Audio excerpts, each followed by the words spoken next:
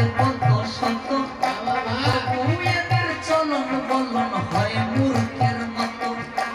এমন কিছু মানুষ আছে বিশ্ব চরাচরে, হৃদয় পড়া নোংরা এদের ভদ্র বেশে ঘুরে।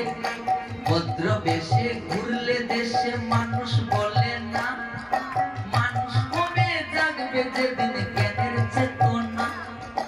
মানুষ মানুষ নয় মনুষ্যত্ব ছাড়া, হোক না যত জ্ঞান বুদ্ধি বিবেকেতে বাড়া।